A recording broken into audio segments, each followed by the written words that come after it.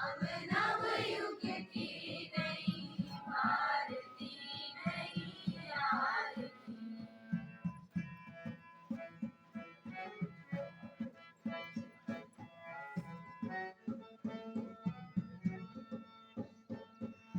गरीब दुनिया शांति शांति के सबके बंधन मार हो। गरीब दुनिया शांति शांति के सबके बंधन मार हो। भागीरथ हम धरती माँ के, भागीरथ हम धरती माँ के सूरम पहरेदार हो। सूरम पहरेदार हो। सत्य शिव सुंदर की पहचान, सत्य शिव सुंदर की पहचान बनाए जग में हम। अंतरिक्ष के यान ज्ञान के अमी नवोदय हो।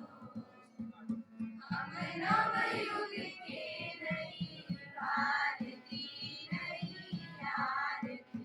हम नवयुग के नई भारती नई आरती। हम स्वराज के ऋचा नवल भारत की नवलय हो। सूर्योदय नव चंद्रोदय अमी नवोदय हो। हम नवयुग की नई भारती नई आरती। हम नवयुग की नई भारती नई आरती। अमी नवोदय हो। अमी नवोदय हो। अमी नवोदय हो। हम सब भारतवासी भाई बहन हैं। हमें अपना देश प्राणों से प्यारा है। हमें इसकी समृद्ध एवं विभिन्न संस्कृतियों पर गर्व है। हम इसके सुयोगकारी बनने का सदा प्रयत्न करते रहेंगे। हम अपने माता पिता, शिक्षकों एवं गुरुजनों का सदा आदर करेंगे एवं सबके साथ शिष्टता का व्यवहार करेंगे। हम अपने देश एवं देशवासियों के प्रति सदैव वफादार रहने की प्रतिज्ञा करते हैं। उनके कल्याण एवं समृद्धि में हमारा सुख है। जय हिंद। श्रद्धेय हमारे श्री योगेंद्र भक्त सर, प्राचार्य जवाहर नवोदय विद्यालय बस्ती, आदरणीय श्री राकेश कुमार राय सर, प्राचार्य नवोदय विद्यालय महाराजगंज, मित्रों और बच्चों, जैसा कि पहले से ही प्रस्तावित था, आज ये नामिक निरीक्षण होना है विद्यालय का। कतिपय कारणों से थोड़ा विलंब हुआ, लेकिन कोई बात नहीं। मैं बहुत थोड़ा सा समय लूंगा, धूप काफी है, सफर तो में धूप तो होगी, निकल सको तो चलो। लेकिन आज इस नामिक निरीक्षण की पहले मैं शुभकामनाएं आपको देता हूं। साथ ही एक सूचना, 12वीं कक्षा की चूंकि आज परीक्षा है मैथ की, वो पहले जान लें, उसके बाद मैं बाकी बातें करूंगा। 12वीं कक्षा की जो आखिरी परीक्षा है आज मैथ्स की, वो मेस में होगी 10:30 से, ठीक। और उसके बाद बाकी लोग अपनी कक्षाओं। सम्मानित श्री योगेंद्र भक्ता जी, प्राचार्य जवाहर नवोदय विद्यालय बस्ती, my learned colleagues and my dear children, good morning to all. सबसे पहले मैं जवाहर नवोदय विद्यालय परिवार महाराजगंज की तरफ से श्री योगेंद्र भक्त जी का स्वागत एवं अभिनंदन करता हूँ।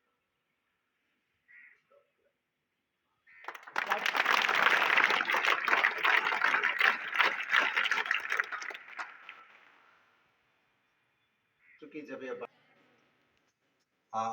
सबसे पहले मैं अपने संकुल प्रभारी सहायक आयुक्त महोदय को धन्यवाद ज्ञापित करना चाहूँगा कि और साथ ही साथ प्राचार्य राय जी को कि उन्होंने मुझे पुनः आपके बीच उपस्थित होने का अवसर प्रदान किया।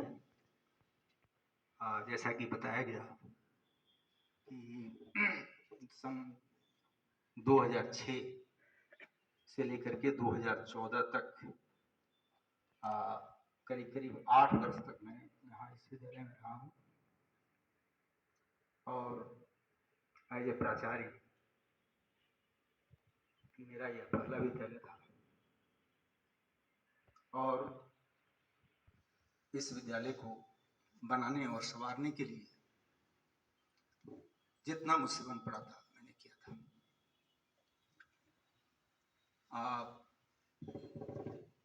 2014 के बाद ये 2022 है, तो 2014 में जो बच्चे आए होंगे वो भी पिछले साल यहाँ से निकल चुके होंगे, यानी जो आप लोग यहाँ पर खड़े हैं 2015 के आए हुए कम से कम और 2022 है।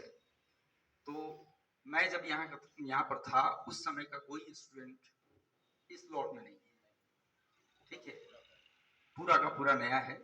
लेकिन ये तो जरूर बात है कि उस समय की बातें जब बच्चे रहे होंगे, है ना, जब तक रहे होंगे तो आप जरूर सुनते होंगे। इस विद्यालय का ये सौभाग्य रहा है कि अभी तक शुरू से ही जितने भी प्राचार्य मिले बहुत ही अच्छे मिले। एक बहुत अच्छी नींव यहाँ पर डीपी सिंह सर के द्वारा, फिर करमचंद जी के द्वारा रखी गई थी, ठीक है, और उस कारवां को मैंने आगे बढ़ाया। फिर मैं जब इस विद्यालय को छोड़ रहा था तो मेरी हार्दिक इच्छा थी कि भाई इतनी अच्छे विद्यालय को मैं अगर छोड़ के जाऊं तो अच्छे हाथों में जाए। तो मैंने 2 लोगों का नाम प्रस्तावित किया था, विशेष आग्रह किया था कि एक तो एसपी दुबे जी जो संत कबीर नगर आए और दूसरे उपाध्याय जी जो बार बार यहाँ पर आया करते थे और अभी हाल ही में गए हैं, जिसके बाद राय साहब आए। तो उपाध्याय जी को यहाँ पर आने का मौका मिला और ये मेरे लिए खुशी की बात थी कि मैं अपने मित्र को, अपनी विरासत को सौंप के जा रहा हूँ। उससे भी खुशी की बात मुझे ये है कि आज विद्यालय को मैं जिस रूप में देख रहा हूँ, ठीक है, देख करके ये लगता है कि निश्चित रूप से एक बहुत ही अच्छे हाथों में ये विद्यालय है और जो परंपराएं डाली गई हैं उन परंपराओं को आगे बढ़ाएंगे और साथ साथ नई भी चीजों को ऐड करेंगे। मैं बच्चों आपसे ये कहना चाहता हूँ कि अगर आप अपने अग्रजों से बात करें जो इस विद्यालय को छोड़ के चले गए तो आपको पता चलेगा, अगर कहीं बोर्ड में कहीं रिकॉर्ड अगर होगा तो भी उससे आपको पता चलेगा कि सिर्फ इस विद्यालय में साफ सफाई और सुंदरता ही, इस विद्यालय के बच्चे, जब मैं था, आगे की बात मैं ज़्यादा नहीं जानता हूँ इसलिए मैं बार बार उसको दोहरा रहा हूँ कि जितनी बड़ी संख्या में दक्षिणा में सेलेक्ट हुए, जितनी बड़ी संख्या में मेडिकल में गए और दक्षिणा में होते हुए भी उतनी बड़ी संख्या में यहाँ से निकल के गए, आज के फील्ड में गए, सॉरी आर्ट के फील्ड में गए। बहुत सारे बच्चे national institute of fashion technology में गए, ठीक है। 2014 का आनंद जो लड़का है वो आज असिस्टेंट डायरेक्टर है फिल्मी दुनिया में, स्मरण में। कई लड़के आज एसडीएम है, अभी हरिशंकर लाल का, है ना, एक लड़का जेएनयू का जनरल सेक्रेटरी और आज समाजवादी पार्टी का, मतलब कि एक अच्छे पौधाधारी है। अभी कल मेरी उससे बातचीत हुई थी, ठीक है, पीएचडी का जेएनयू में उसकी थीसिस सबमिशन है दिसंबर तक। तो इतनी अच्छी, मतलब कि ये विरासत और ये परंपरा आपको मिली हुई है, उस विरासत और परंपरा को आपको कंटिन्यू करना है। आप गर्व के साथ यहाँ पर कह सकते हैं कि मैं जवाहर नवोदय विद्यालय महाराज जी का विद्यार्थी। एक समय की बात है कि दक्षिणा के किसी अधिकारी से मेरी बातचीत हो रही थी, है ना, तो उन्होंने जैसे ही महाराज जी का नाम सुना, उन्होंने कहा, अरे आपके यहाँ से तो बहुत बच्चे आए हैं। तो ये मेरे लिए भी गर्व की बात है और आपके लिए भी गर्व की बात है।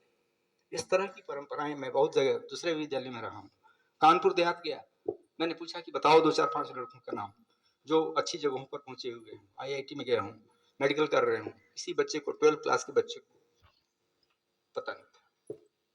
जब वहां के हाउस कैप्टन को बुलाया कि बताओ तुम लोगों का एम क्या है जीवन में बनने का, क्या बनना चाहते हो?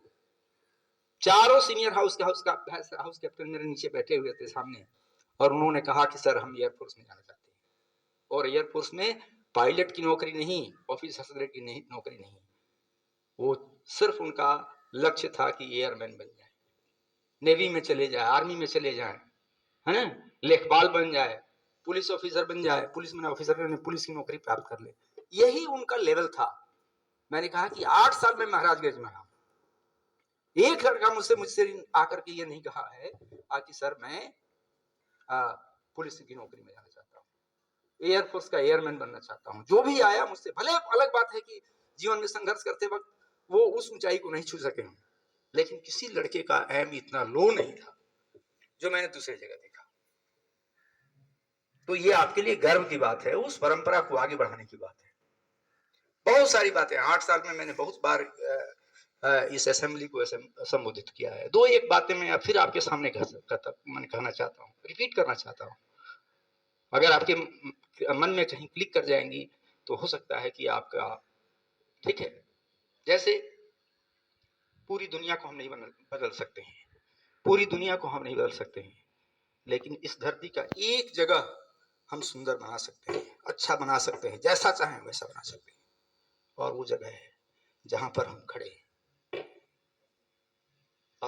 जहां पर खड़े हैं, जहां पर हम रह रहे हैं, उसको सुंदर बनाना, उसको बढ़िया बनाना हमारे हाथ में है। ठीक है। दूसरी बात कि ये कोई ऐसी कुछ चीज नहीं है, कोई बहुत बड़े लोगों का कहा हुआ बड़ी चीज, ये इस पर विश्वास करने की बात है कि हम कर सकते हैं। दूसरी बात, कहा जाता है कि स्वस्थ शरीर में स्वस्थ मस्तिष्क का विकास होता है, स्वस्थ शरीर में स्वस्थ मस्तिष्क का विकास होता है। मैं कहता हूं स्वच्छ वातावरण में स्वच्छ मन का निवास होता है। अगर आपका वातावरण स्वच्छ है, ठीक है, तो आपका मन स्वच्छ रहेगा, और जब आपका मन स्वच्छ रहेगा तो आप वो सब चीजें कर दिखाएंगे जो दूसरे किसी की बस की बात नहीं है। मैं बहुत ज्यादा आपके पढ़ने के पीछे में कभी नहीं रहा, वहां भी कभी मेरा ये प्रिंसिपल नहीं रहा, है ना, कि जबरदस्ती टीचर को ये करें वो करें, है टीचर बच्चों के पीछे इतना भागते फिर, मैं कभी नहीं रहा। लेकिन मेरा ये प्रिंसिपल रहा है, बाकी प्रिंसिपल का काम है एक अच्छा सा वातावरण देना पढ़ने के लिए, पढ़ना आपका काम है। अगर स्वच्छ वातावरण है कि नहीं, खाना अच्छा मिल रहा है, बिजली पानी की सारी सुविधाएं दी गई है, टीचर्स आपकी क्लास तक जाते हैं, फिर पढ़ना आपका दायित्व है। कैसे पढ़ेंगे ये टीचर और आपके बीच की बात है। वातावरण हमने दे दिया, वो प्रिंसिपल का काम है। प्रिंसिपल, हमारे एक प्रिंसिपल थे, कहते थे कि हम घोड़े को तालाब तक लेके जा सकते हैं, लेकिन पानी पिएगा ही इसके लिए हम बाध्य नहीं कर सकते।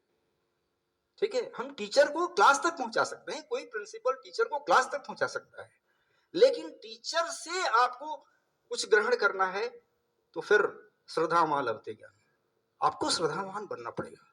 देखना पड़ेगा कि हमारे प्रति सर लोगों की क्या अपेक्षाएं हैं हमसे, हम उसको पूरा करने में कहां तक सक्षम हैं।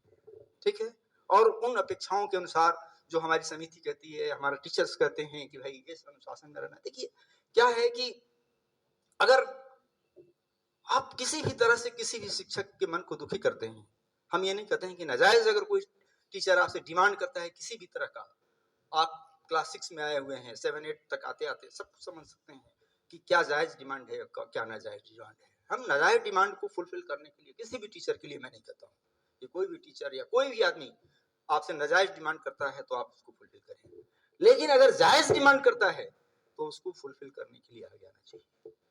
दूसरी एक और चीज मैं कहा करता था, मैं उन्हीं चीजों को रिपीट करता हूँ, 2 4 चीजें जो अभी मेरे मस्तिष्क में आई, एक रिपीट करता था। बच्चे कुछ जैसे हमें हर बैच यहाँ भी अभी भी होंगे, पहले भी रहे हैं, है ना, कुछ बदमाशी करते थे, कुछ लीडरशिप करते थे, होता है, सब जगह होता है, स्वाभाविक है, आप इस उम्र में आ रहे हैं, ये होता है।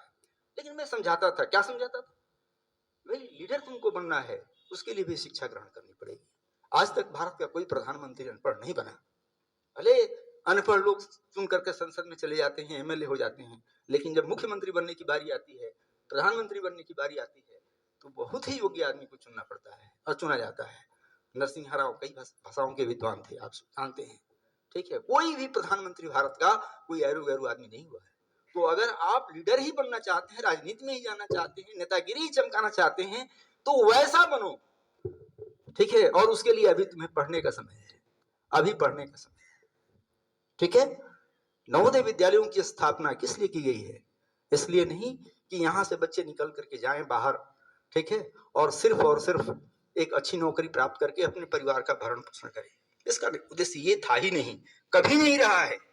ये आप लोगों को, आपके माता पिता को भले लगता हो, लेकिन नवोदय विद्यालयों की स्थापना का उद्देश्य भाई इतने लोगों को, ठीक है, एक छोटा सा ये इसका पर्पस है कि भाई इतने लोगों के परिवार की जिंदगी सुधर जाएगी, आर्थिक स्थिति, सामाजिक स्थिति सुधर जाएगी, ठीक है।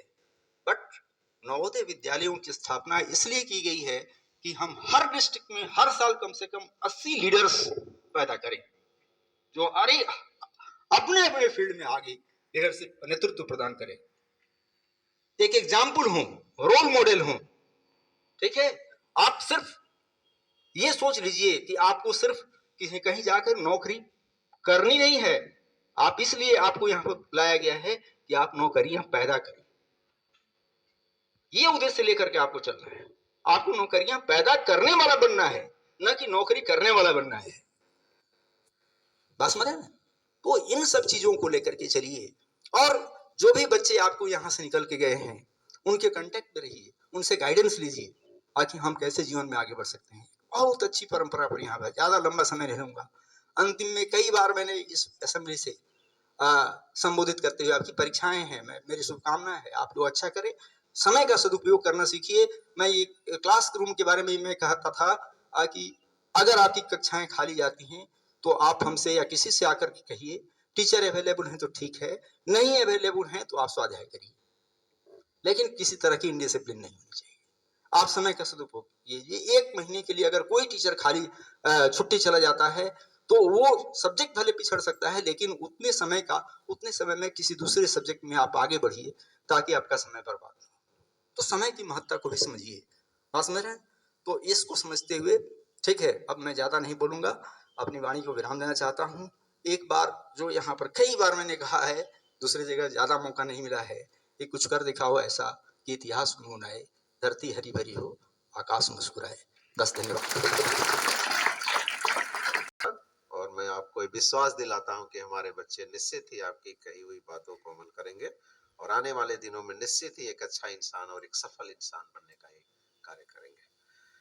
One information for the staff members, will stay for a minute after this morning assembly. Thank you.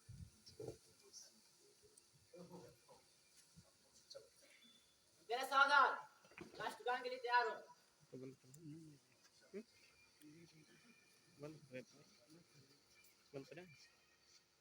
आरंभ।